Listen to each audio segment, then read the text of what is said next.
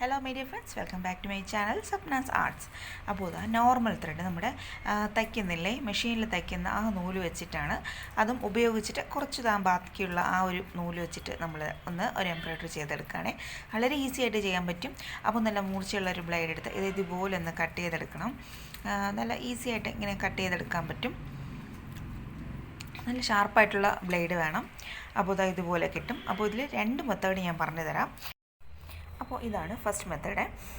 Blue ഇതുപോലെ തന്നെ ഞാനത് കട്ട് ചെയ്തിട്ടുണ്ട്. അതിനെ 4 പോർഷനാക്കി ഇതുപോലെ കട്ട് ചെയ്തെടുത്തിട്ടുണ്ട്. പിന്നെ ആ പീസ് എടുത്ത് എവിടെയാണോ നമുക്ക് എംബ്രോയ്ഡറി ചെയ്യേണ്ടത് അവിടെ വെച്ചിട്ട് ആ ഒരു സൂചി കോർത്ത് അടിയിൽ കൂടി ആദ്യം കുത്തിയെടുക്കുക. ആ പീസിന് മുകളിൽ കൂടി പിന്നീട് ഇതുപോലൊന്ന് ചെയ്തെടുക്കുക. നന്നായിട്ട് അമർത്തി വെച്ച് ശരിക്കും ടൈറ്റ് ആകണം, എങ്കിൽ മാത്രമേ നല്ല പെർഫെക്റ്റ് ആയിരിക്കുള്ളൂ. ടൈറ്റ് ആയില്ല എന്നുണ്ടെങ്കിൽ ആ നൂലിങ്ങനെ വിട്ടു പോരാനുള്ള സാധ്യതയുണ്ട്. പിന്നെ അടുത്തത് രണ്ടാമത്തെ ആ പോർഷൻ എടുത്ത് ഇതുപോലെ വെച്ചിട്ടുണ്ട്, അതിൻ്റെ ഓപ്പോസിറ്റ് ഭാഗത്തോട്ട് വെച്ചിട്ടുണ്ട്. അങ്ങനെ ഈ 4 പോർഷനും 4 3 അപ്പോൾ അതിൻ്റെ നൂലിൻ്റെ തിക്നെസ് അനുസരിച്ച് വേണം വെക്കാനായിട്ട്. അപ്പോൾ ഞാനിവിടെ 4 വെച്ചിട്ടുണ്ട്, കാരണം കുറച്ച് നൂലേ ഉണ്ടായിരുന്നുള്ളൂ, അതുകൊണ്ടാണ്. 4 പോർഷനും വെച്ചിട്ട് നന്നായിട്ടൊരു ചീർപ്പ് ഉപയോഗിച്ചിട്ട് ചീകി എടുത്തിട്ടുണ്ട്. പിന്നെ അതിന് ശേഷം ഒരു സൂചിയിൽ നൂല് കോർത്തെടുത്ത് അടിഭാഗത്ത് നിന്ന് ആദ്യം കുത്തിയെടുത്തിട്ടുണ്ട്. പിന്നെ നടുവിലോട്ടായി കുറച്ച് വൈറ്റ് കളർ പേളാണ് വയ്ക്കുന്നത്. അപ്പോൾ നിങ്ങൾക്ക് ഏത് കളറാണോ ഇഷ്ടം ആ കളർ യൂസ് ചെയ്യാം.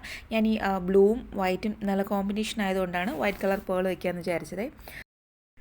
അപ്പോൾ ഞാനൊരു 3 പേളാണ് അതിൽ വെച്ചെടുത്തിട്ടുള്ളത്. പിന്നെ വേറൊരു നൂല് കട്ട് ചെയ്തിട്ട് ഇതുപോലെ 2 പീസാക്കിയിട്ടുണ്ട്. എന്നിട്ട് നടുവിലോട്ട് നന്നായിട്ട് ചുറ്റി ടൈറ്റായിട്ടൊന്ന് കെട്ടിയെടുത്തിട്ടുണ്ട്.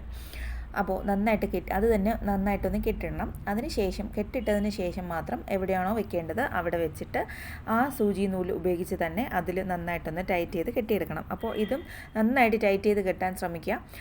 ഈ മെത്തേഡാണ് കുറച്ചും കൂടി ഈസിയും ഭംഗിയും ആയിട്ടുള്ളത്.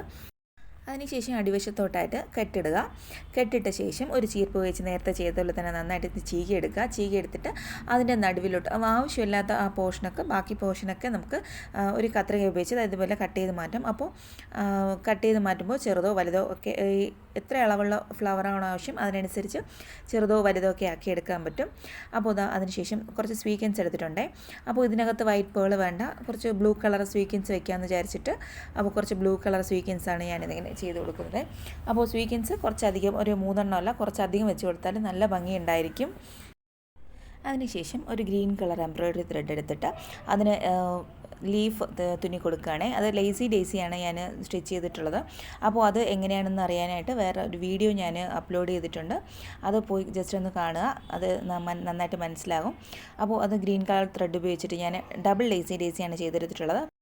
അത് വളരെ എളുപ്പത്തിൽ ചെയ്തെടുക്കാൻ പറ്റുന്ന ഒരു സ്റ്റിച്ചിങ്ങാണ്, എംബ്രോയ്ഡറിയാണ്. അപ്പോൾ അത് ഇത്രയേ ഉള്ളൂ. അപ്പോൾ ഇഷ്ടപ്പെട്ടു വിചാരിക്കുന്നു. ഇഷ്ടപ്പെട്ടാൽ ലൈക്ക് ചെയ്യാനും ഷെയർ ചെയ്യാനും സബ്സ്ക്രൈബ് ചെയ്യാനും മറക്കല്ലേ. അപ്പോൾ എൻ്റെ ചാനൽ ഇതുവരെ സബ്സ്ക്രൈബ് ചെയ്യാതെ കാണുന്ന കൂട്ടുകാരുണ്ടെങ്കിൽ പ്ലീസ് സബ്സ്ക്രൈബ് ചെയ്ത് സപ്പോർട്ട് ചെയ്യണേ. എന്തെങ്കിലും നിങ്ങൾക്ക് ഇഷ്ടപ്പെടാതെ ഉണ്ടെങ്കിൽ കമൻറ്റ് ബോക്സിൽ എഴുതിച്ചാൽ ഞാൻ പരിഹരിക്കാം. Thank you for